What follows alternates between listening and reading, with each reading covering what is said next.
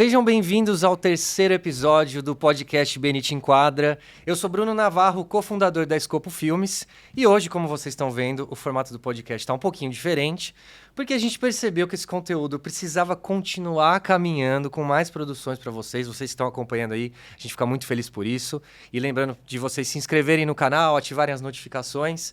Então, é aquilo, né? Atleta, ainda mais um cara que joga basquete em outro país, a gente tem que ir se adaptando, né? Então, Vitor, onde você tá? Conta pra gente, cara. Fala, galera, feliz de estar de volta ao podcast. Bem, é sempre um prazer, só que eu tô na Espanha agora, não teve como a gente ir pro nosso estúdio ali, estilizado, mas eu comprei uma luz verde e consegui criar um ambiente aqui maneiro, que é... O convidado de hoje tem esse valor, então eu precisei dar uma assim, estilizada no lugar aqui. Exatamente. Então, assim, quanto tempo de fuso que a gente tá agora, Vi? Agora a gente tá 4 horas, mas o que importa é que o nosso coração tá próximo. Nossa, olha que coisa mais linda, gente. Bom, pessoal, então hoje nesse terceiro episódio a gente tá recebendo o Adriano Tambosi. Falei certo? Falou certo, Adriano Tambosi. Adriano Tambosi.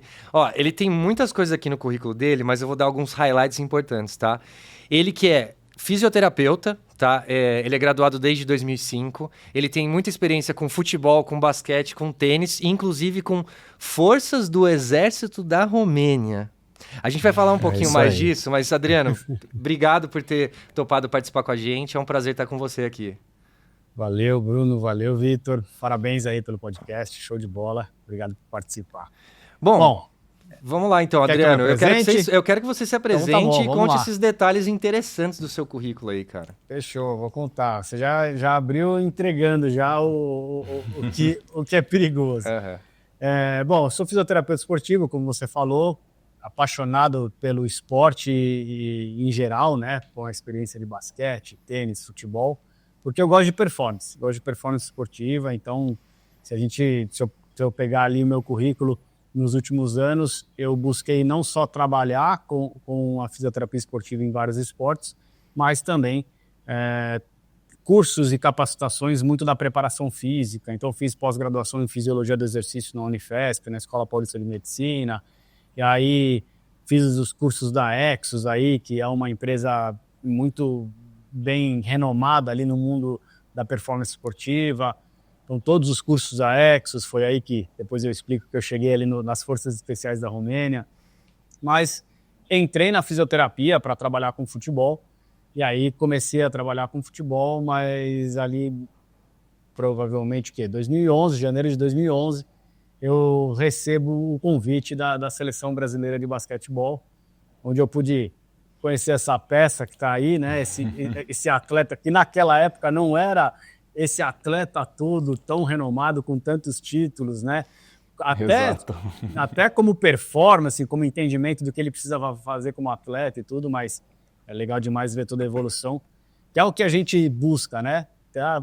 Vamos tentar contagiar todos os atletas. Se um entender o que a gente faz e abraçar e se entregar para isso, com certeza vai ter resultado, e o Vitor está aí uma prova disso.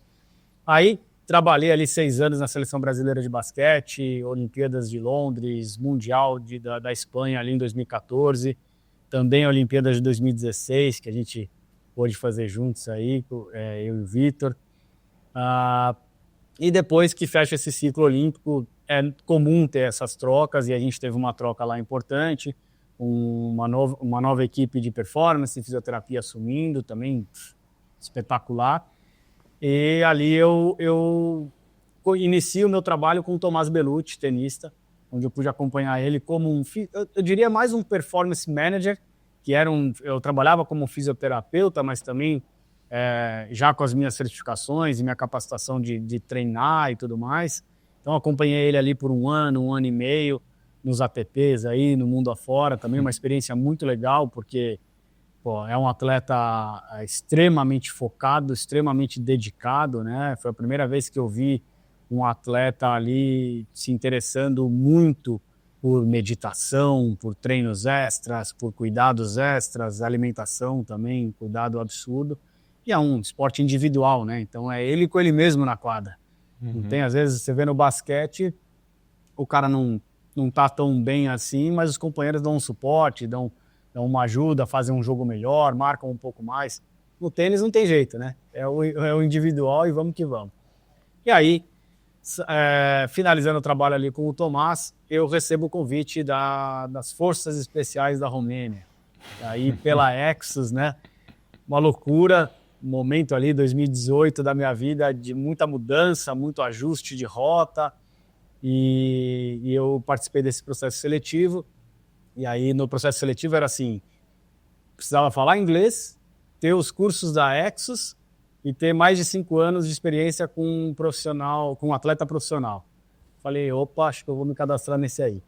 Só que eu não sabia que era para o Exército. Eu achei que eu ia pegar um esporte, eu achei que eu ia para os Estados Unidos, trabalhar com esporte olímpico, eu achei que estava bem bom, né? E aí eles me ligaram, fizeram uma entrevista, não me falaram que era para as Forças Especiais. E aí na segunda entrevista eles me falaram, só que você tem que estar lá daqui 18 dias. Eu falei, cara, 18 dias para ir para o Exército da Romênia. Aí eu fui. Exército, é isso mesmo. Exército, cara. Quartelzão, Forças Especiais, treino 5h30 da manhã, faz trilha de 18, 20 quilômetros no -3, -5.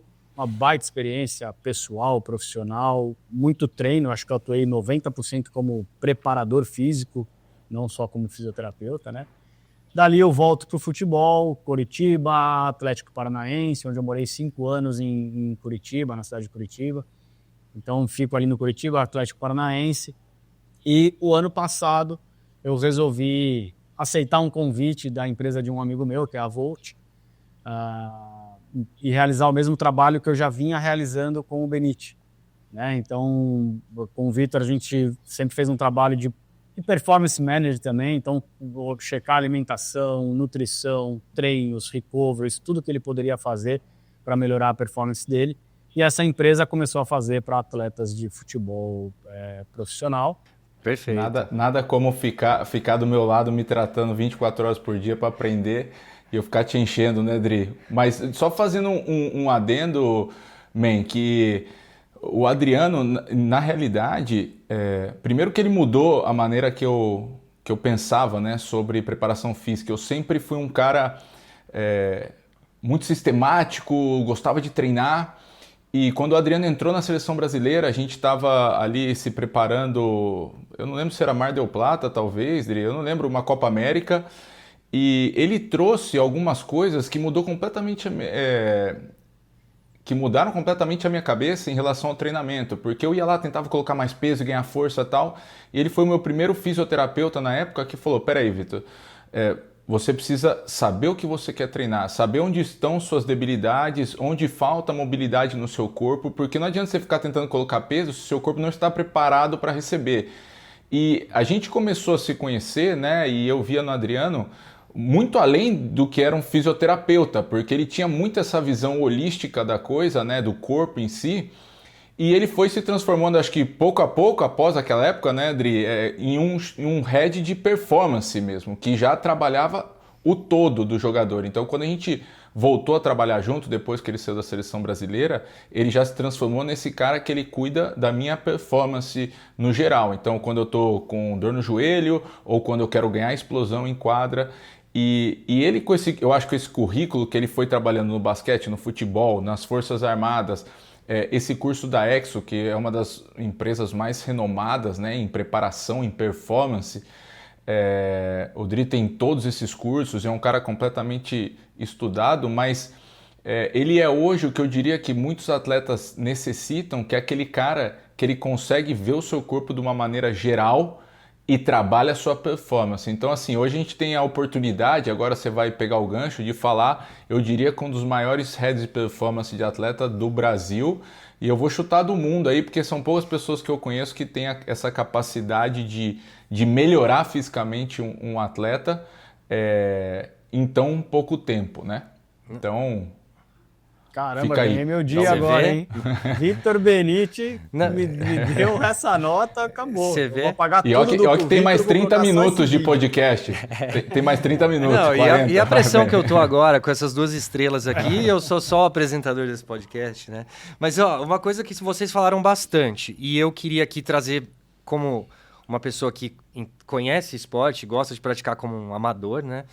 Mas eu queria saber de vocês dois, e começando pelo o seguinte, vocês falaram muito sobre alta performance, né? A gente, assim, que não é atleta ou que não está inserido no meio, a gente consegue ter uma ideia do que seria essa alta performance. Mas o que eu queria saber de vocês? Primeiro do Vitor, assim, como normalmente os atletas começam muito cedo a praticar esporte, né? Eu queria saber de você, ver em que momento que você percebeu que você, de fato, estava fazendo coisas de alta performance, né? O que deixou de ser aquela brincadeira de criança para virar alta performance. E depois que o Adriano, como especialista, comentasse o que é, de fato, essa alta performance que a gente está falando aqui. Então, Vi, se você puder começar e depois passar para o Adriano. Sim.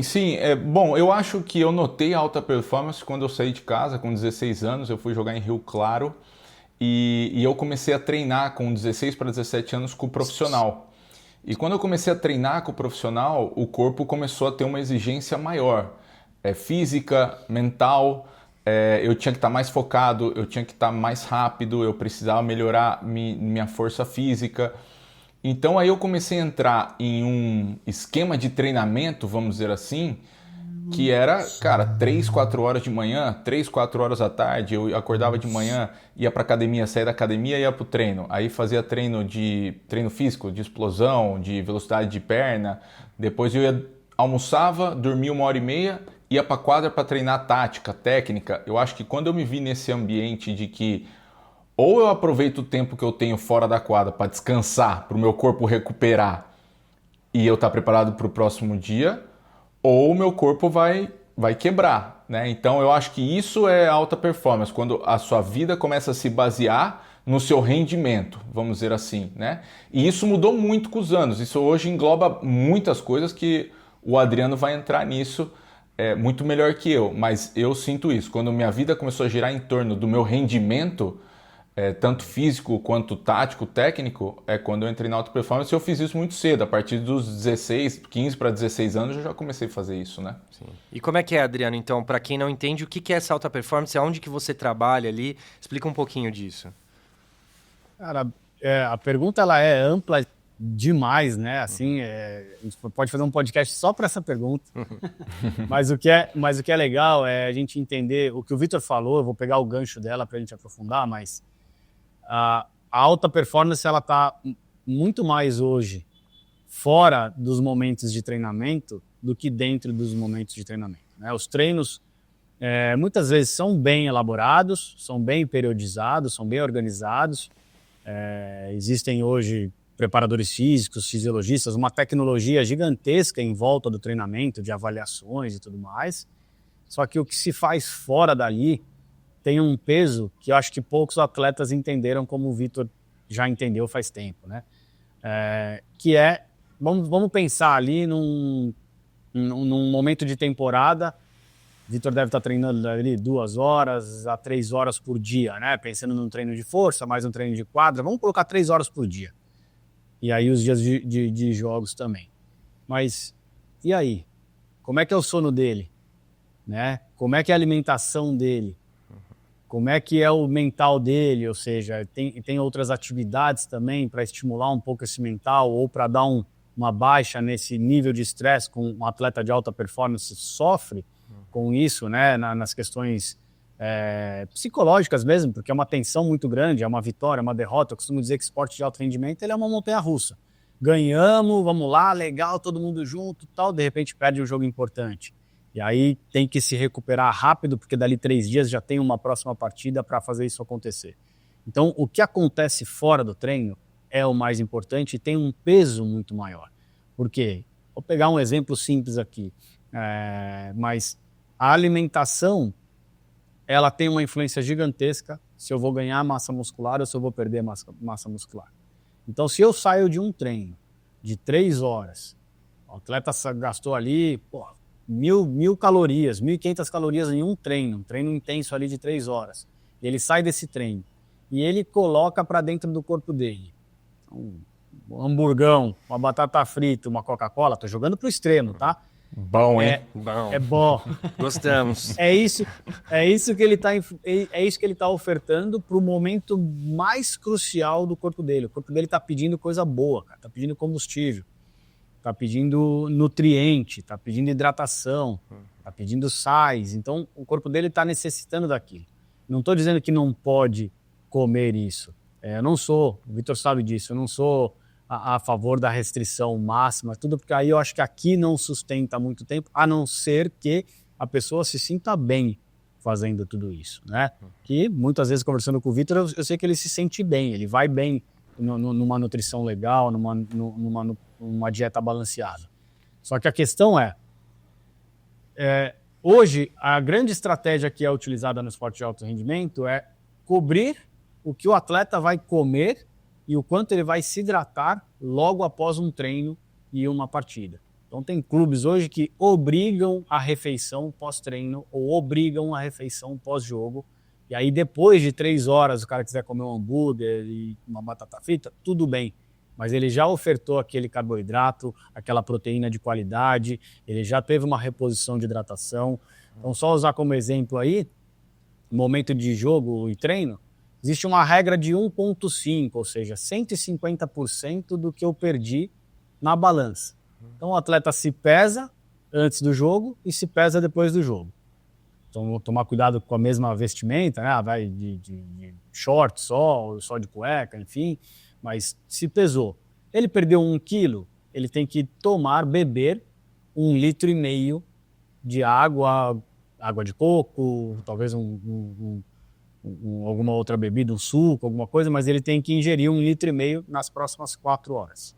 Só assim ele vai conseguir cobrir essa hidratação dele. Se ele perdeu 2 quilos, que é bem comum hoje, num cara que jogou muito e tudo, a gente está falando aí, de 3 litros de líquido nas próximas 4 horas. Então, só trazendo um fator, quem é que faz isso? Qual o atleta que pensa nisso e que às vezes sabe disso, tem esse conhecimento e faz isso? Aí a gente entra no sono, a gente entra nas escolhas do descanso, ao invés de um passeio, que às vezes é importante. Eu já atendi atletas que, tô com meu joelho baleado, 4 horas no shopping com a família. Cara, eu entendo que tem que ter esse lazer com a família, passear com a família, mas e aí, você tá com o joelho baleado, você vai ficar 4 horas andando no shopping, será que é a melhor escolha que você tem que fazer neste momento? Aí abrir mão, entrar nesse balanço. Mas a performance, ela vai muito além do que é só o treino. Só completando isso, por exemplo, mas aí a gente fala de alta performance e eu até comentei com o Men, com vocês antes, que o meu primo tem um filho que joga futebol, ele está começando, meu primo é um cara apaixonado por esporte, é um cara que quer dar para o filho dele o máximo possível de estrutura para ele conseguir crescer. O futebol no Brasil é um meio muito competitivo, então a gente fala dessa alta performance, mas o quão longe ou não você acha que as nossas categorias de base, né? Porque a gente fala muito da formação no Brasil, na parte de treinamento, né? Eu vejo que os Estados Unidos, a própria China, você vê vídeos hoje, né? Instagram, TikTok, não sei o que, a molecada treinando força, treinando levantamento olímpico e tal. O quão longe você acha, ou se não, se a gente está preparado nas nossas categorias de base para criar atletas desenvolvidos, né, de maneira integral, ou se a gente ainda está muito atrás dos países mais envolvidos, né, para trazer para as crianças uma alta performance, porém própria para a idade delas, né, vamos dizer assim. Putz, cara, essa pergunta, ela também ela vale milhões, né? Porque, primeiro, eu acho que a gente está um pouco distante, tá? Na minha opinião particular. E aí eu vou explicar o porquê que eu acho que a gente está distante. Primeiro que o futebol no Brasil, como você mesmo já falou, que é extremamente competitivo, a gente tem aquela história da seleção natural, né? Machucou, tem mais 58 ali na mesma posição do lado. Então, tudo bem, não tem problema. É quase quem sobreviver vai até o final, sabe? Eu acho que é bastante não inteligente da parte dos clubes, principalmente, quando eu não penso num processo de maturação desse atleta, quando eu não penso num processo de o que é, será que é o mesmo treino de força, o mesmo treino específico que eu preciso fazer para todo mundo do sub-15, para todo mundo do sub-13? Com certeza absoluta não é. Então eu tenho atletas que já estão no nível de maturação com 13, 14 anos, que já estão numa maturação um ano à frente daquele atleta que está com 13, 14, que está ali uma maturação um pouco atrasada, ou até no nível ideal, no nível correto ali, né, da idade dele. Então, quando a gente fala de performance dentro dos atletas jovens, eu acho que falta uma organização, uma periodização e, se possível, uma individualização dos trabalhos, não totais, mas pelo menos dentro da academia, dentro da fisioterapia, dentro dos trabalhos mais preventivos, aquilo que a gente chama da base da pirâmide, né, que vai me estruturar, vai me sustentar para o atleta performar ali para frente, eu preciso ter uma individualização nisso, e eu consigo ter. Né? A gente conversa muito com os clubes, e os clubes falam, não dá para ter, não, eu tenho 50 meninos aqui e tal. Cara, se você parar para avaliar mesmo, você não precisa montar 50 trabalhos diferentes. Você vai encontrar subgrupos. Acho que o Vitor teve essa experiência, que eu lembro. Na seleção, a gente realizou o FMS, que é uma avaliação funcional, e a gente montou subgrupos. Quais eram os subgrupos? Os atletas que mais precisavam de flexibilidade e mobilidade, aqueles que precisavam mais de trabalho de core, de estabilidade central, e aqueles que podiam trabalhar em um dos dois grupos que estariam bem servidos, porque precisavam trabalhar um pouquinho dos dois. E ali a gente foi, né? Eu tinha vamos trazer aqui o Alex Garcia, que podia colocar ele numa pranchinha frontal e ele ficaria 10 minutos lá. Eu não preciso ficar trabalhando pranchinha com o Alex Garcia. Ele já vai ficar 10 minutos. Né? Mas eu posso trabalhar com outros atletas de uma maneira mais assertiva. Agora, o que eu tinha que trabalhar com ele? Eu tinha que trabalhar controle motor, eu precisava trabalhar uma relação de tronco e quadril com ele. Então, eu acho que essa individualização nas categorias de base e até no profissional, ela é possível de ser feita. Eu acho que ela tem que ser muito mais organizada e, por isso, o trabalho extra está tomando corpo. Por isso que o trabalho fora clube está tomando espaço. Porque não dá para cobrir, fica que nem cobertor curto. Cobre um lado, descobre o outro, cobre um lado, descobre o outro. Aí chega no final do ano, 30% ficou fora porque ou se machucou, ou porque não acompanhou o ritmo, ou porque não deu conta, e aí entra naquela história da seleção natural que eu falei. E até teve o ponto, Vitor, que foi perguntado também, essa questão, acho que o Adriano entrou bem nisso, né? Que beleza, já que existe esse pequeno déficit, vamos pensar assim, da onde o Brasil poderia estar, e o fora ali do treinamento, quando a pessoa tá, que nem você comentou, né? O Vitor ali treina 3 horas, mas tem o que se faz depois, né? Quais, Adriano, que seriam os pontos principais para você, fora ali do clube, etc., que é importante que o atleta se preocupe? Pensando em atletas jovens também, né? Atletas de base, enfim. Quais são os pontos que você considera ali mais importantes fora clube, assim? Tem uma frase dentro da performance que ela fala assim, a variabilidade é a mãe da prevenção. Então, você... Bom que todos os atletas que têm muito estudo entendem bem essa frase. Explica para um leigo, Adriano. Então tá. Você variar os estímulos, você está criando estratégias preventivas no seu corpo. Né? O que eu quero dizer variar os estímulos? Não é que você vai fazer um outro esporte e tudo mais. Mas se a gente pensar, e hoje o treinamento neurocognitivo está entrando muito forte no esporte, na performance, em todos os esportes, né? Que não é só velocidade de reação ou velocidade das ações, não é isso. É também um processo de quase modulação neurológica, plasticidade neurológica, para criar novas áreas de comunicação e aí eu conseguir ter mais recurso de coordenação motora mesmo. Recurso de coordenação motora, a força já está mais do que comprovado que a força ela é neural, ou seja, se eu tenho força num músculo de maneira estética, isso eu não consigo garantir que aquele cara que é fortão pra caramba, ele tem uma força neural. Ele consegue colocar o cérebro dele se comunicando com força. Né? Então, quando eu penso nos trabalhos fora, eu penso do cara fazer alguma coisa que ele não está conseguindo fazer dentro do clube, dentro dos treinos, e ele precisa fazer. Como atleta em geral. Aí agora eu tiro qualquer modalidade de jogo. Eu não estou falando de basquete, tênis, futebol, nada disso. A função do atleta, o quanto que ele precisa performar. seja ela força, seja potência, seja um alongamento, uma flexibilidade, uma mobilidade, um controle motor, qualquer competência dessa que com uma boa avaliação eu consigo identificar e falar, bom, meu amigo, você precisa trabalhar muito isso aqui, porque isso aqui vai influenciar diretamente na sua performance. Né? Tem estudos trazendo que o déficit de mobilidade de tornozelo influencia na potência do salto. Imagina só. Então, Dri, o que eu estou entendendo, assim, para ficar bem claro, você diria então pro meu primo, então um pai de um atleta jovem, que o primeiro ponto para entender se ele está treinando correto é fazer uma avaliação correta.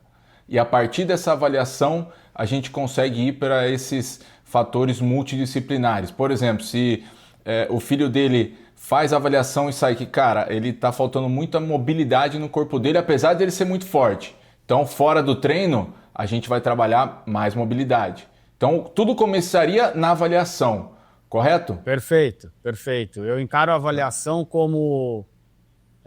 Estou morando aqui no Rio de Janeiro, eu vou sair daqui de carro, quero ir para a Bahia, mas eu não vou usar o Waze, eu não vou abrir um Google Maps, eu não vou fazer nada. Eu vou. Corajoso. A avaliação, ela é eu abrir um Google Maps, ela é eu enxergar as cidades, ela é eu determinar quais são os pontos que eu preciso fazer uma parada para descansar, para me alimentar, para dormir. Eu estimar quanto tempo que eu vou demorar para chegar lá. Se eu faço uma avaliação no atleta, eu estou conseguindo visualizar tudo isso. Quanto tempo que eu posso demorar para ter uma aquisição de força, qual é o volume, ou seja, qual a frequência que ele precisa fazer os trabalhos de mobilidade. Eu posso chegar numa conclusão de que, cara, 20 minutinhos, 3 vezes na semana, esse trabalhinho de mobilidade, daqui 2 meses a gente vai estar num outro patamar. Acabou. Eu vi também, por exemplo, eu estava, antes da gente ter essa conversa, vendo um artigo americano que fala exatamente isso. Os atletas jovens que no colégio tiveram acesso a mais de um esporte, que foram fazer futebol americano, basquete, futebol, eles tinham menos tendência a lesões, né, e mais possibilidades de atingir uma maturidade física, coordenativa, juntava tudo, né? É um artigo super interessante que ele fala exatamente um pouco o que estava com aquela ideia, né, que a gente tinha antes de, pô, eu vou pegar meu moleque, eu quero que ele seja jogador de futebol e vou botar ele para treinar futebol sem parar. E ele vai ser o gênio do futebol. E alguns estudos estão mostrando que não, aquele moleque que quando ele é novinho, ele joga tênis, joga futebol, joga basquete, na hora de dar o salto, ele vai escolher o esporte, ele talvez tenha uma vantagem ali no futuro por ter essa parte multidisciplinar. Você acha isso correto? Você confia nesse artigo, professor? Eu confio 100% nesse artigo, cara. Confio 100%. E os Estados Unidos é o grande exemplo disso. Né? Se a gente conseguisse conversar com atletas aí americanos, você pode ter certeza que durante o summer deles, eles fizeram aula de atletismo, eles aprenderam coordenativos de corrida, eles aprenderam a sprintar, eles aprenderam a não gastar energia num movimento de explosão, eles aprenderam muita coisa. E eles praticaram vários esportes, né? Porque tem uma exposição do esporte em cima disso. No Brasil, a gente fica limitado no futebol, né? Aí, pô, legal, vem o basquete, tem um vôlei aqui do lado e a gente tem outros esportes com uma força assim, até pela participação coletiva, que é uma tendência dos pais, né? Não, fazer um esporte coletivo é legal e tudo, e a gente sabe do valor até psicológico, psicossocial disso, mas quando você tem uma variação de estímulos, né? O cara que fez o basquete, que fez uma natação, que fez um judô, que fez outros esportes, aí sim, para mim, o repertório neuromotor dele é muito maior. Só fazer acrescentar uma coisa disso aí, se eu não me engano, 2002, 2004, fizeram um estudo num time de futebol americano de universitário, com a avaliação do FMS. Então, para quem não sabe, a avaliação do FMS é uma avaliação funcional, onde eu identifico qual é o padrão de movimento, assim, questão qualitativa do meu atleta. E aí, a pontuação ela vai de 0 a 21 pontos, porque são 7 testes, cada teste vale 3 pontos. Então, eu vou acumulando. Então eu tenho lá 21 pontos, é o cara extremamente funcional, legal, top. E aí eles identificaram que os atletas que tiraram menos que 12, ou seja, baixa função, baixo controle motor, baixa estabilidade, baixa ativação de core, durante a temporada eles tiveram 50% a mais de lesões comparado com aqueles atletas que tinham tirado 13 pontos ou mais. É praticamente eu dizer para vocês assim, de maneira mais leiga. Se o carro está alinhado e está balanceado, com o pneu calibrado, tudo alinhadinho, eu consigo descer uma serra e acelerar e reduzir a curva.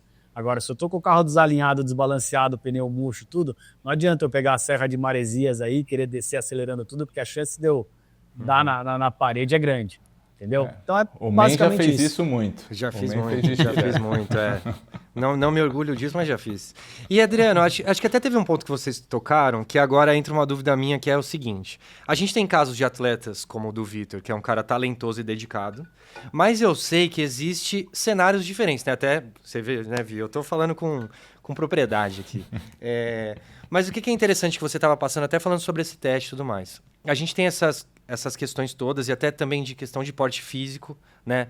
Atletas de basquete cada vez mais altos, jogadores de futebol cada vez mais fortes, mais rápidos, então se preocupa muito com isso, né? Dessa capacidade física, enfim, de coordenação do atleta, mas é aquela coisa do talento, da habilidade. A gente sabe que uma coisa caminha do lado da outra, isso ok. Mas o quanto isso, para quem busca performance, o quanto isso impacta hoje em dia nos clubes? Os clubes estão procurando mais atletas com capacidade física ou o talento ainda conta? Como que fica isso? Na categoria de base, né? Vamos da categoria de base, vamos para base, exato. Eu dividiria isso nas modalidades, né? Eu acho que o basquete, por exemplo, ele envolve uma análise mais criteriosa, mais qualitativa, e tem mais ferramentas para analisar. Né? Ali... Eu acho que existe um estudo... Quando eu falo estudo, eu não estou falando nem muito de performance, mas o treinador ali do basquete, que está trabalhando, que tem uma experiência legal, que está há alguns anos ali, ele consegue, pelo menos, medir, mensurar de alguma maneira a performance ou a qualidade técnica que pode ser lapidada daquele garoto. Né? E aí a parte física, né? Eu tive a oportunidade de trabalhar na seleção brasileira de basquete sub-17.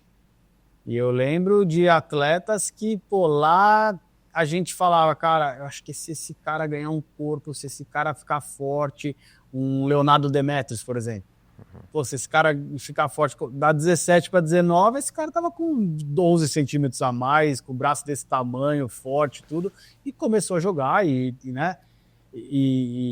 se tornou um atleta profissional de qualidade.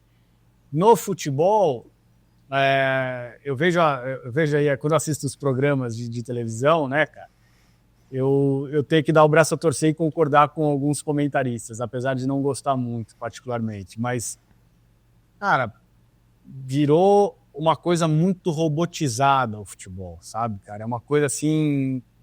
O atleta, praticamente, ele não precisa ter mais recursos muito lapidados, muito afinados ali de técnica, de dribles e tudo, porque se ele cumprir com um posicionamento tático e cumprir com questões físicas, ele consegue jogar o futebol de hoje. Ele vai conseguir jogar o futebol de hoje. Agora, lógico, né? Se ele conseguir performar fisicamente, ter todos os cuidados desde novo, conseguir entender o jogo tático, que está cada vez maior, né? Está cada vez mais amplo no futebol, e além disso, ter um refinamento técnico, com certeza ele começa a sair ali no sub-20, ali no profissional, ele começa a se destacar um pouquinho fora da curva, que esses são aqueles que estão indo embora, né? Bem cedo, cada vez mais cedo, né? Mas eu acho que a coisa está mais robotizada, a performance está tomando um corpo, mas infelizmente eu concordo com uma preocupação excessiva na parte tática e até na parte física de performance, que a gente sabe que é importante, mas deixando um pouco de lado a liberdade de criação, da Então, criatividade Dri, mesmo, né, cara? mas, por exemplo, né, a gente falou sobre isso porque eu vejo que os clubes, e talvez isso seja até um fator econômico, né? Os clubes eles precisam vender jogador, eles precisam, né, os representantes, todo mundo ganha dinheiro, né? O esporte é uma máquina de fazer dinheiro para muitas pessoas, mas você não acha que se a gente começa a cortar muito cedo jogadores que têm talento, você vê que tem talento, mas eu vejo muitos no basquete. Ah, esse moleque tem talento, mas ele é muito baixinho. E aí já começa a colocar ele meio que de lado. Mas, pô, ele é bom. Você não acha que numa idade muito nova, a gente tá falando atleta de 10, 11, 12 anos, 13 anos, a gente começar a tirar esses caras, porque a gente tem muito, assim, muitos jogadores no basquete, por exemplo, vários jogadores que não são os mais altos, não são os mais fortes e são os melhores. Tem a história famosa do Stephen Curry que quando ele foi ser draftado, o pessoal que fazia o scouting dele falava que ele não seria um grande jogador da NBA porque ele não é rápido, ele não pula muito, não sei o que, e é o Stephen Curry, né, no fim das contas. A mesma história, você pega vários jogadores, se você olhar, não sei, o Maradona era baixinho, o Messi era baixinho, pequenininho e tal, e você acaba... Só que tinha um talento, ninguém chegou e tirou esses caras lá no começo da carreira porque eles eram pequenininhos, não. Só que hoje parece que a gente está cada vez mais colocando esse funil, olhando muito para a parte física, vamos pegar um moleque grande, forte e tal. Você não acha que pode ser um erro também na maneira de pensar, ao invés da gente simplesmente ter uma base e a partir dos 17, 18 anos, eu entendo ali, ter uma idade que a gente já começa a cortar, porque lógico, né, tem a parte profissional e o clube tem que tentar fazer dinheiro.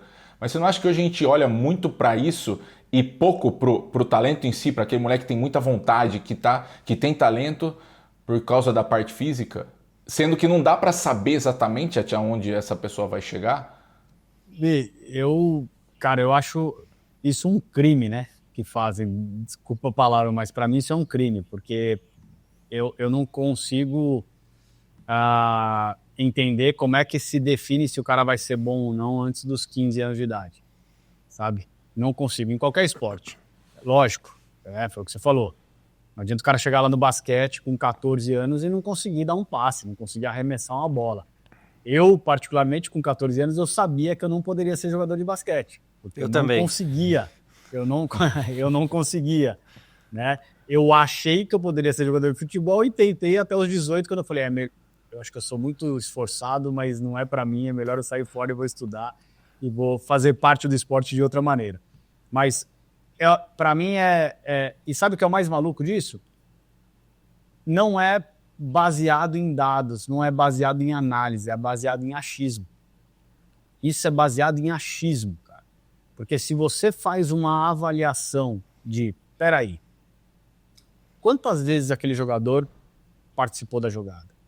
Quantas vezes ele procurou? Ele está se escondendo ou ele está vindo pro jogo? Ele quer jogo? Ele quer a bola para ele? Cara, quantas vezes você não jogou com atletas profissionais que não queriam a bola? Eu tenho certeza que você já jogou. Eu tenho certeza que você já teve em alguma equipe que você participou. Normal. Que você procurava o cara, aquele jogo pegando fogo e cadê o cara? Só que esse tipo de postura você identifica num menino de 15 anos.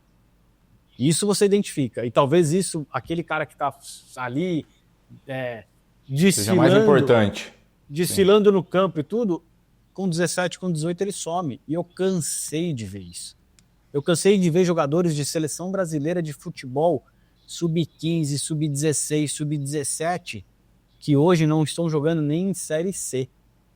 Eu cansei de ver isso na minha vida. E eu vejo, até hoje, às vezes eu procuro no Instagram e falo, cara, cadê aquele moleque que era craque do sub-20? Sumiu, tá no Chipre, tá não sei aonde. Então, para mim, é baseado no achismo, então isso que mais me incomoda. Hoje a gente tem avaliações de maturação. Hoje eu consigo identificar, peraí, esse menino aqui, ele vai maturar aos 18, cara. Né? Vou pegar o exemplo do Atlético Paranaense, que eu trabalhei aí 3 anos. Eu trabalhei com 2 meninos, que eles estavam no sub-15 quando eu entrei lá, e hoje eles são titulares da equipe profissional.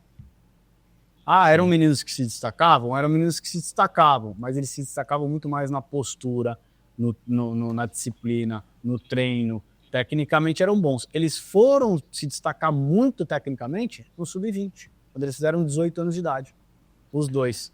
Então, eu acho que a gente tem que se basear muito nisso, né? O Marcelinho Huertas, por exemplo, nunca pegou uma seleção de base, né? Seleção brasileira de base. É um cara que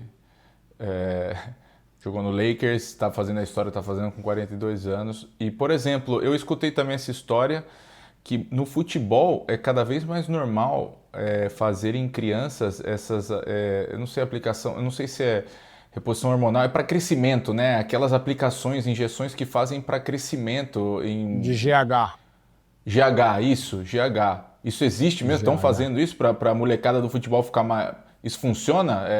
Vou te colocar funciona. num aperto aí. Não. Mas você acha que isso é algo que deve ser feito? Em que idade fazem isso? Eu acho que toda reposição hormonal ela tem que ser monitorada muito de perto por um médico especialista. Ponto. Isso aí é um hormônio do crescimento. Então eu preciso ter exames antes, eu preciso ver se o menino está com uma saúde íntegra, se ele está... Eu preciso ter uma avaliação de maturação para saber se eu estou sendo precipitado em trazer essa reposição hormonal ou se não, se ele realmente vai maturar dali 2 anos e eu não preciso querer acelerar esse processo. Se eu tenho uma boa avaliação de maturação, eu consigo saber até quanto esse menino vai crescer. Então, um jogador de futebol que vai bater lá 1,82 m, 1,85 m, tá excelente, por exemplo. Aí o basquete, que vai pegar um pouco mais a altura, mas talvez... o menino vai até 1,92 m. Legal, já começa a treinar ele já como armador, no máximo um ala ali, e assim nós vamos, entendeu? Mas que é o que eu vejo que às vezes falta, por exemplo, no basquete. O menino tem lá 1,90 m, com 15 anos, e é o pivô. Com 14 e é o pivô. Só que ele não vai passar disso. Ele vai fechar com 1,92 m. Será que eu preciso continuar treinando ele como pivô? Ou eu posso já começar a criar outras estratégias para ele? Então, existe a questão da reposição de IH. A gente tem visto cada vez mais, né? Eu brinco que a reposição hormonal está crescendo em todas as idades. Né? Os meus amigos quarentões aí estão mergulhados na reposição hormonal. Mas existem algumas lesões que elas já estão correlacionadas com o estirão, com a fase de crescimento. Uma lesão mais comum, que é a osgutilater, que é como se fosse uma inflamação na tíbia ali, na patela, por causa do crescimento. Então, jogando para o simples, o osso cresce no estirão, aquele menino que cresceu ali 10, 11, 12 centímetros em 1 ano, mas a musculatura e a estrutura dos tendões, elas ainda não acompanharam aquele crescimento. E aí o tendão fica como se fosse um cabo mais tenso, puxando ali aquela camada do osso e inflamando aquilo ali. E ali forma o que a gente chama de edema ósseo, ou pode ter até uma fratura por avulsão. O que é a fratura por avulsão? O estresse foi tão grande naquele tendão, naquele músculo, que ele arranca o osso fora. Se eu faço a utilização do GH sem acompanhamento e sem monitoramento, eu posso intensificar bastante esse tipo de lesão. Então, assim, eu não sou contra, mas, cara, tem que me dar todos os exames, todos os biomarcadores, exames de sangue, vitamina, avaliação de maturação, antes da gente tomar essa decisão de que a gente vai utilizar, e depois que começar a utilizar, exames periódicos para acompanhar. Entendeu, man? Então você quer fazer reposição cara. hormonal, você precisa fazer todos esses exames. Eu vou marcar amanhã a consulta, inclusive, cara, para eu fazer meus exames. Por favor. Mas, Adriano, uma coisa interessante aí. A gente tá falando muito sobre ali os períodos de treino, o que fazer fora do clube, né? O Vitor também passando um pouco de como que é para ele. E teve até essa pergunta eu fiz pro Vitor no primeiro episódio, né? Do que se faz quando você tá de férias ali, entre temporadas, né? Como é que é a preparação, enfim. O Vitor a gente sabe que gosta de tocar violão, gosta de estudar, um cara dedicado em tudo que ele faz. Mas, Adriano, pra performance mesmo, né? Como é que é essa intertemporada, essas férias para os atletas mais jovens? O que ele deve se preocupar? Fala um pouquinho desse ponto, assim. Tem lugar que não dá férias, né? Fala que você não pode ter férias, é direto, só treino. O Adriano ele me obrigou uma vez a ficar 2 semanas sem fazer nada. Olha só. Então eu quero ver. Eu queria um chefe assim. Eu ia falar isso. A minha briga com o Vitor é que assim, meu irmão, você não pode treinar por 10 dias pelo menos. Se postar alguma coisa treinando, eu vou te ligar e nós vamos quebrar o pau aqui, entendeu? Porque a briga com ele é diferente. Mas até pensando, a gente tem ali questões parecidas do atleta profissional para o atleta de base, ou atletas mais jovens, né? Mas, vamos lá, atletas mais jovens. Eu acho que são 2 momentos, né? Primeiro momento eu posso utilizar aquele momento de férias e também preciso olhar assim, 45 dias de férias. Não dá. 45 dias de férias. Se você quer ser um atleta, um jogador mesmo profissional, aí, meu amigo, nós vamos ter que negociar. Mas eu sou a favor dele descansar. Eu sou a favor dele tirar o pé total do acelerador. E é o que a gente chama de destreinamento proposital. Eu vou destreinar o cara propositalmente, porque a hora que eu começo a retreinar ele, adaptações fisiológicas, bioquímicas vão acontecer que vão ser muito benéficas. Se eu não destreino ele e tento manter um estado de alerta, né, do corpo como um todo, a todo momento, a próxima temporada que ele estava cansado, faltando 2 meses para acabar a temporada, ele vai estar cansado na metade da temporada. Né?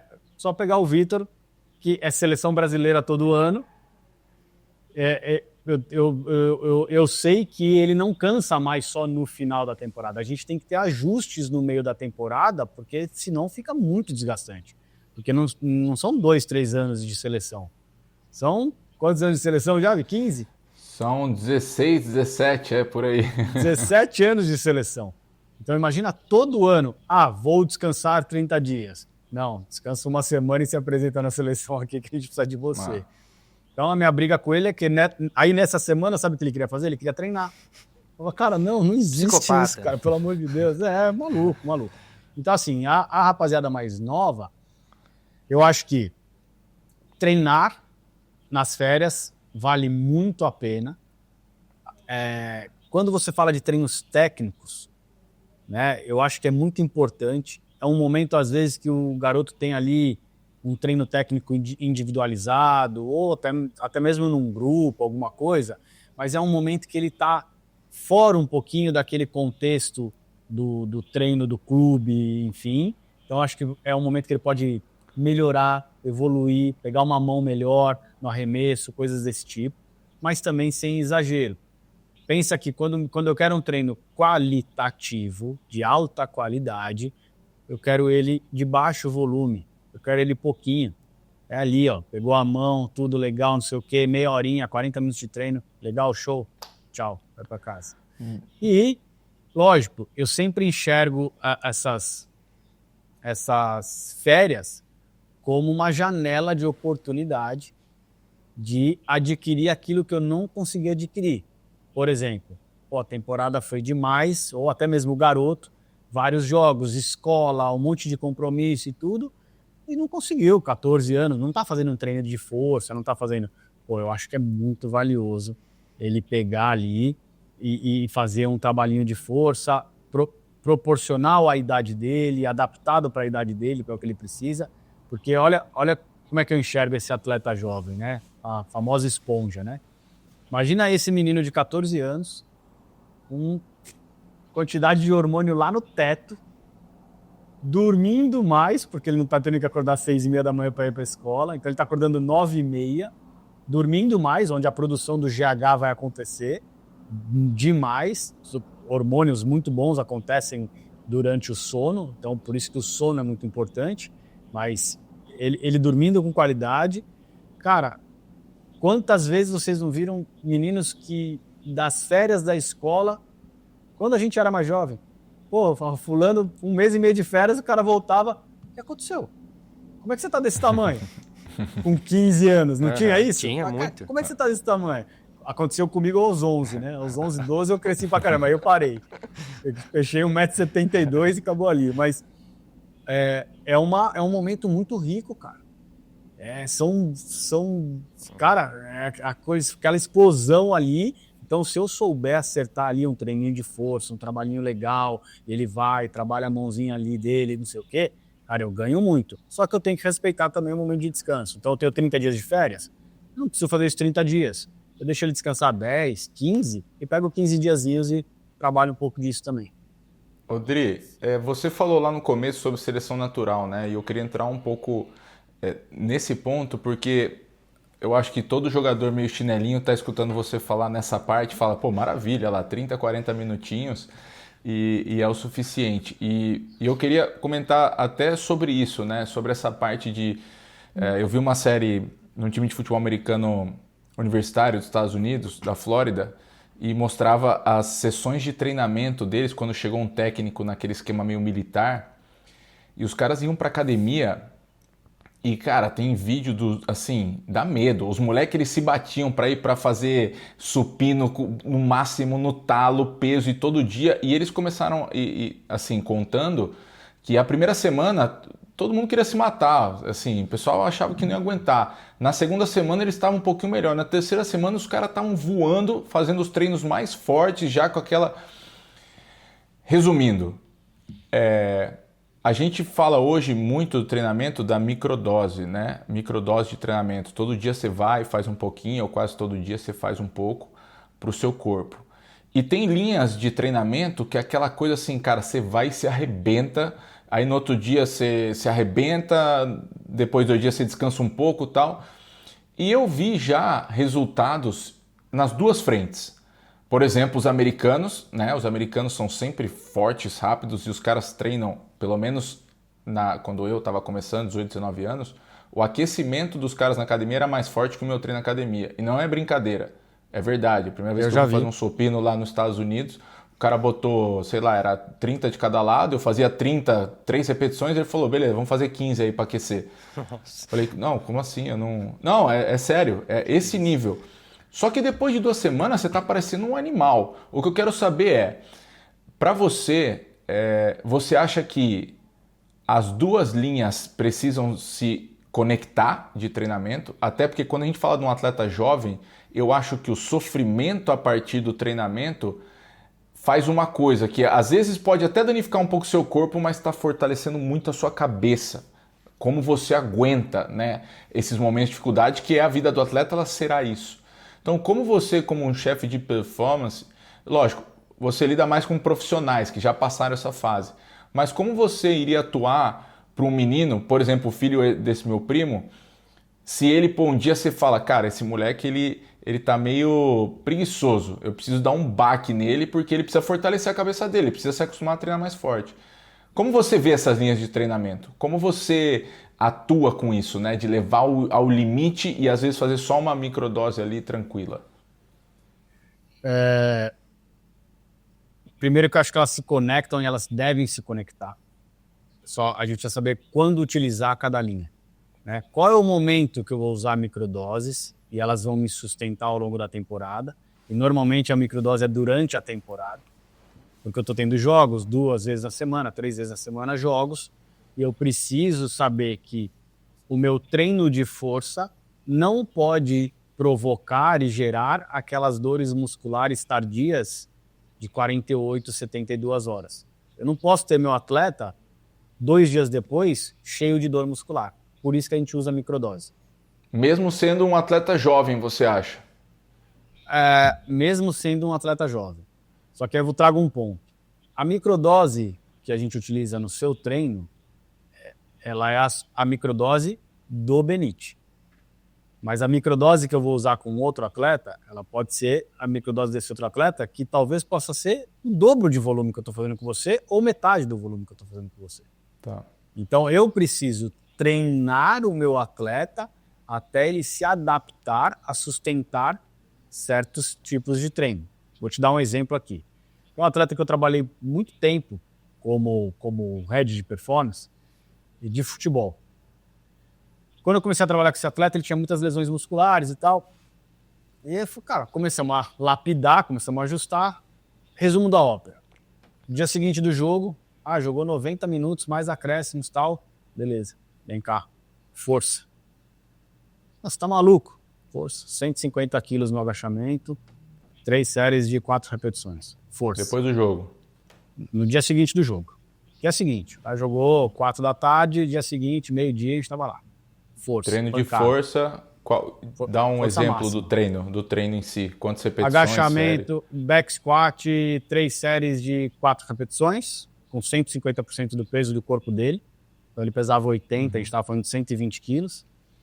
Um afundo simples, 2 séries de 5 de cada lado, né, alternando a perna, 40 quilos, 2 halteres de 20, um stiff para a cadeia posterior e às vezes até colocava um nórdico aí para a cadeia posterior. Ou seja, um cara que estava tendo muitas lesões musculares, no dia que geralmente ele falava, agora eu preciso descansar para não me arrebentar, você foi e meteu força para ele. Ele dia seguinte. só fazia recovery no dia seguinte. Nos 2 próximos dias ele só ficava na maca fazendo massagem em banheira quente. Tá. Falei, não. Então ele força. jogava no sábado, domingo fazia força, aí o recover era segunda e terça. E o que é mais interessante, tá? Para você entender do efeito, pensando no treino de força que a gente está falando. 2 dias depois de um jogo, no futebol é bem comum a gente fazer a termografia, que é aquela foto que mostra picos de inflamação do corpo do atleta. Então eu vejo quanto está inflamado a parte da frente da coxa, a parte de trás da coxa, a panturrilha e tal, adutores. Vejo se tem alguma queixa, se ele falou que tô com a posterior pesada, e aí eu vejo, tem uma temperatura aumentada ali, realmente está inflamado. A gente mensura a CK, que a CK nada mais é do que a gente produz CK no nosso corpo. Mas o que é a CK? Eu pego furando o dedo aqui, um pouquinho de sangue ou na orelha, mas a CK é assim, quando eu tenho aquelas microlesões no músculo por causa de um treino de força, que são aquelas lesõezinhas que deixam a gente dolorido nos próximos dias, quando eu rompo ali, quando eu tenho o rompimento de pequenas fibras dos músculos, saem CK de lá de dentro e caem na corrente sanguínea. Então, quando eu mensuro a CK 2 dias depois do jogo, é como se eu estivesse vendo quanto que tem de CK no sangue dele, eu consigo entender qual que é o pico de inflamação que ele atingiu no corpo dele. Porque se ele teve vários rompimentos de fibras musculares naquela partida, que gerou um estresse muito grande, eu consigo entender quanto que custou, pensando, ele tem um normal de 1000 de CK 2 dias depois. Aí chega lá num jogo que, jogou pra caramba, foi pros acréscimos, não sei o quê, ou um jogo muito intenso, que ele teve que marcar muito, bateu 1.800.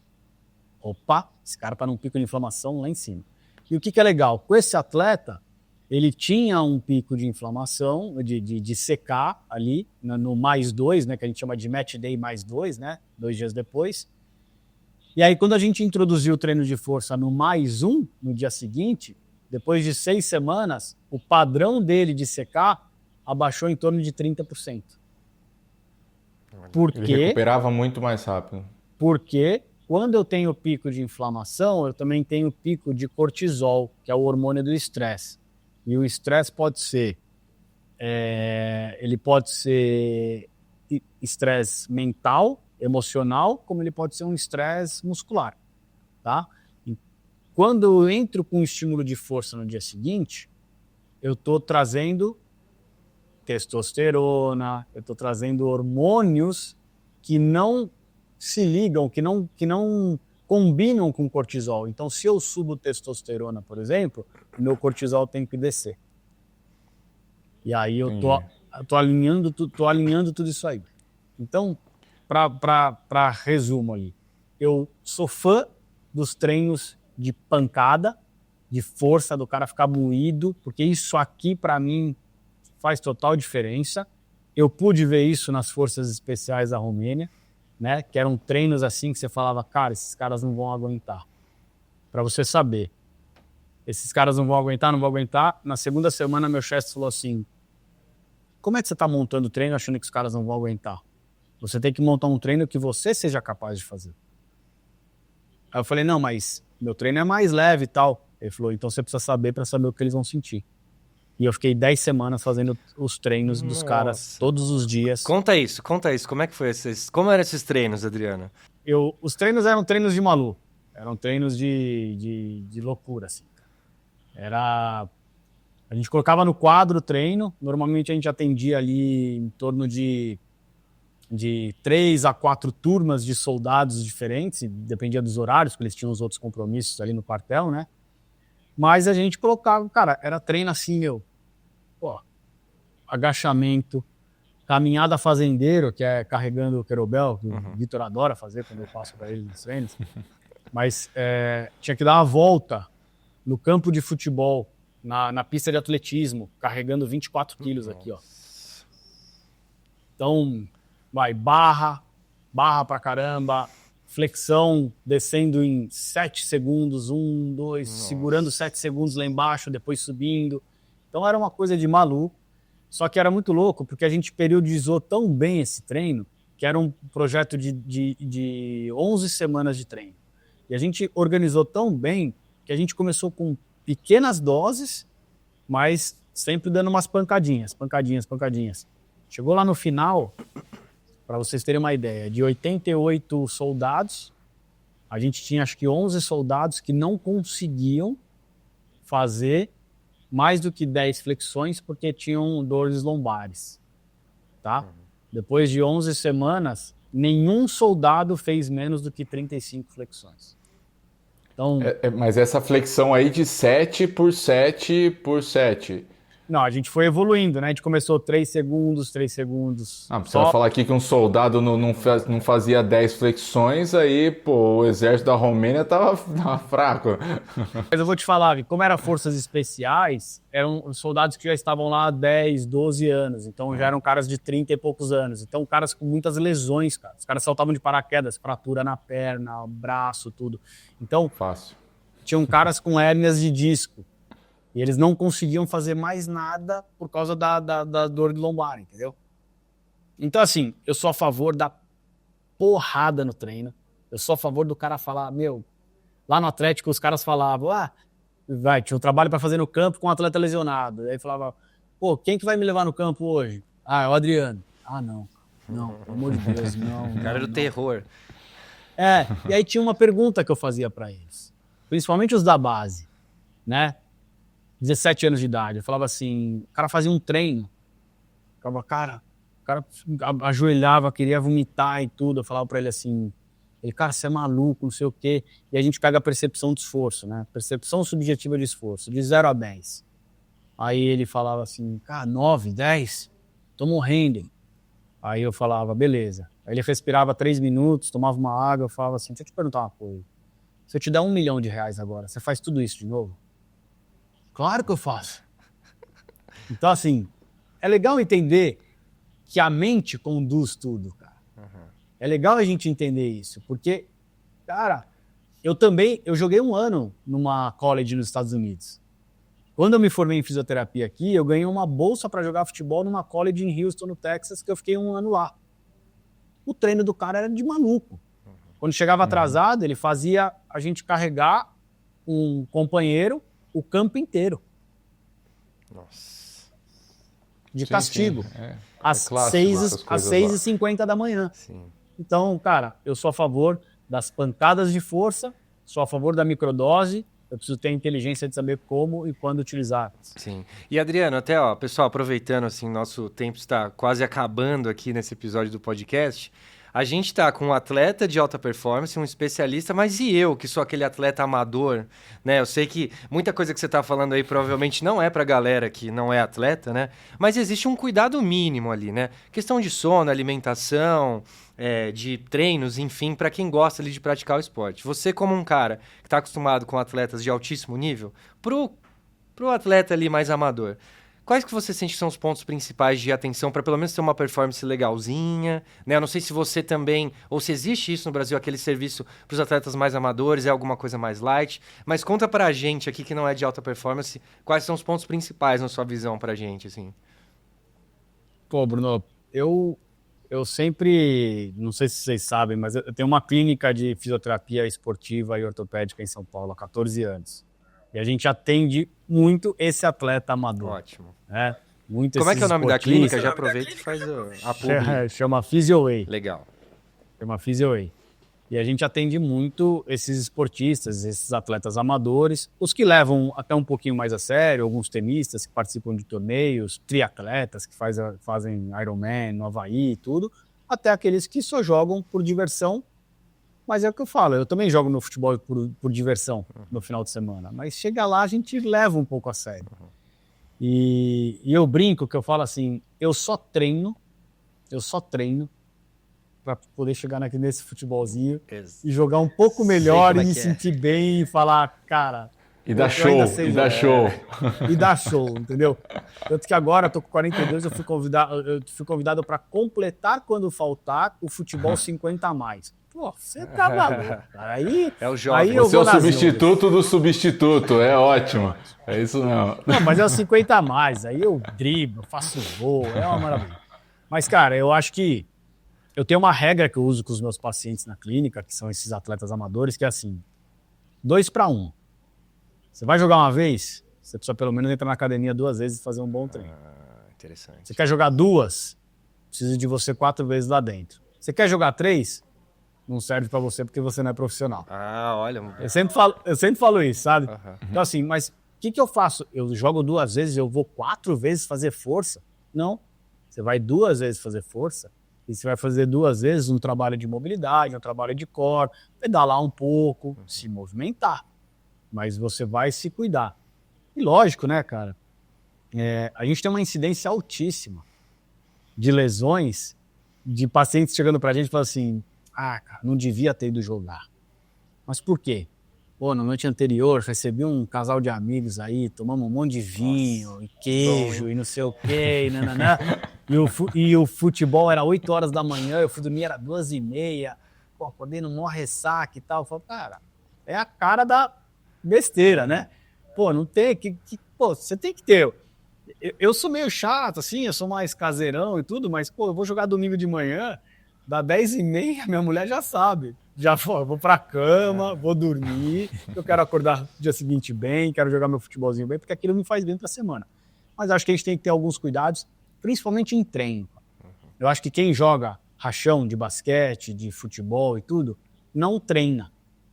Não treina. O cara joga para se desestressar e tudo, mas dificilmente ele vai lá e treina. E se você olha um rachão ali de basquete, você mesmo como leigo que não é da área, você vai me falar, esse cara treina musculação, esse cara faz um condicionamentinho, esse cara se cuida, e esse aqui, cara, tava tomando vinho ontem à noite e veio jogar hoje de manhã. Exato. Né? Então, acho que o cuidado básico para a saúde, né, cara? Para a saúde em geral.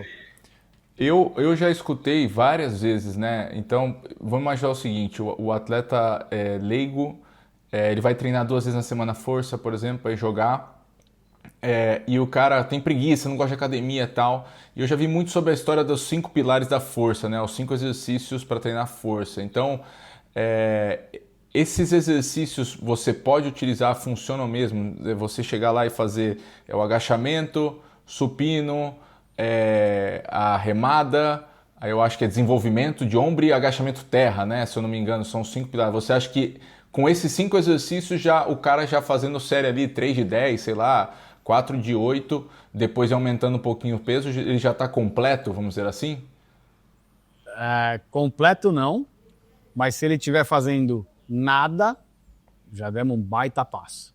Porque são exercícios que englobam ali alguma situação funcional e de carga, de sobrecarga, que com certeza vão gerar benefícios, não só periféricos musculares, como bioquímicos também, das questões hormonais que a gente falou, mas eu acho que pode ser muito mais rico e aí pode ser até um pouco mais individualizado, né? Hoje a gente tem pacientes lá na clínica que passam a cada 4 meses com a gente só para fazer avaliação. Eles fazem uma avaliação de 2 horas e aí a gente direciona ou para o personal trainer dele, ou para o professor da academia, ou nós mesmos montamos o treino dele. Faz esse treino aqui 3 vezes na semana, que estamos bem cobertos, tudo que você precisa trabalhar está aqui. Perfeito. O grande resumo, então, depois o MEN fecha aí, mas acho que o grande resumo de tudo não existe fazer o treinamento hoje buscando performance ou até sem buscar performance, sem fazer uma avaliação inicial, entender que caminho tomar, né? Eu acho que essa é a primeira base da preparação física, principalmente um atleta jovem depois um amador que quer ir lá bater um rachão, mas está completamente fora do peso, sem saber. Então acho que essa avaliação, até para nós, é o que eu e você a gente sempre fez, né, no começo da temporada, para direcionar e seguir. Mas top, acho que ficou claro isso daí. E até puxando um gancho, pessoal, você que chegou aqui no canal por esse episódio, já está no ar o treinamento que o Vitor fez, que é para você que não é profissional, para você como eu que gosta de jogar um basquete ou que está querendo começar a jogar. Beleza, cheguei ali no racha, o que eu faço para aquecer e tudo mais? O Vitor preparou uma série pra gente, né? Conta um pouquinho, Vi, dessa série, como é que tem ali pro pessoal ver aqui no canal. Então, isso é muito simples. Eu criei uma série de arremesso, de finalizações, na verdade, porque eu vejo muita gente chegar na quadra, a quadra tá vazia, vai ter o rachão em 15, 20 minutos, e o cara não sabe o que fazer para melhorar o jogo dele. Então eu preparei, a princípio a gente preparou 4 treinos de finalização, né, treinos curtos, mas que você pode fazer sozinho ali na quadra, que são treinos já que eu utilizo até os dias de hoje, por exemplo, que fazem você mecanizar, né, o seu arremesso, a sua finalização próxima à cesta, e não fica aquela coisa aleatória, você chegar lá, jogar uma bola para cima, dar um tabelão aqui. Não, então a gente está criando esses treinamentos e essa série que pouco a pouco a gente vai evoluir ela, mas para você já melhorar seu jogo, já chegar no rachão para dar show igual o Men, igual o Adriano e melhorar. Eu fiz no último rachão e foi impressionante que me deu uma confiança diferente, viu? Eu não tô brincando, não. Fazer o moldezinho perto da cesta. Depois assiste lá que vocês vão ver, pessoal. Gente, funciona. É fato. Eu queria agradecer, então, Adriano, você por ter participado, ter topado essa conversa com a gente. Queria que você deixasse aí suas redes sociais, falasse um pouco da clínica, enfim. Deixa os contatos aqui, a gente vai colocar aqui no vídeo para você os arrobas. Mas obrigado, Adriano. Valeu, obrigado vocês pelo convite. Bate-papo, top demais. Fico 100% à disposição para os próximos, que eu falo só um pouquinho, né, Vi? Então, muito legal fazer parte desse podcast. Valeu, obrigado. O meu Instagram é Adriano Tambozzi, tá? Simples ali, Tambozzi, SI no final. E a minha clínica é PhysioWay, @PhysioWay, PHYSIOWAY. Fica ali em Alphaville, em Barueri, São Paulo, tá? E, a gente tá com umas avaliações bem legais, avaliações de atletas mesmo. A gente tem plataforma de salto, dinamometria manual que testa força isométrica máxima, as avaliações funcionais, então dá para entregar bastante coisa de performance para quem leva um pouquinho mais a sério o esporte que faz. Perfeito. Eu vou ouvir o Adriano. Eu vou aí conhecer Bora a clínica, lá, quero fazer todo esse teste. Deve ser incrível. Convidadíssima, tem que filmar, tá? Não, então vamos fazer essa troca. A gente filma e eu faço a avaliação. Tem que filmar. Perfeito.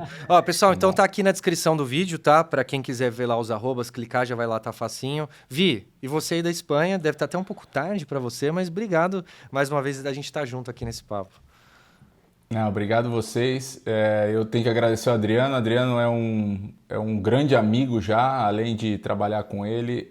Não falei à toa que para mim é um dos melhores do Brasil, sem sombra de dúvida, um dos melhores do mundo para trabalhar com atletas. Conhece a cabeça do atleta, o corpo, sabe como fazer com que a gente melhore nossa performance. E, cara, para estar começando esse projeto de podcast, ter uma pessoa desse nível, eu fico muito feliz, e ele vai voltar mais vezes para a gente continuar aprofundando esses papos que eu acho que é muito importante para a molecada jovem, né? Para atletas amadores e para atletas profissionais também. Então valeu, querido. Obrigado por estar aqui. Valeu, obrigado você, Vi. Obrigado, então, por ter acompanhado. Não esquece de se inscrever no canal, ativar as notificações, seguir a Escopo Filmes no Instagram, @Vitor Benite no Instagram também, e todas as páginas aqui do Adriano. Gente, obrigado, então, mais uma vez. Espero vocês no próximo episódio. Valeu, galera.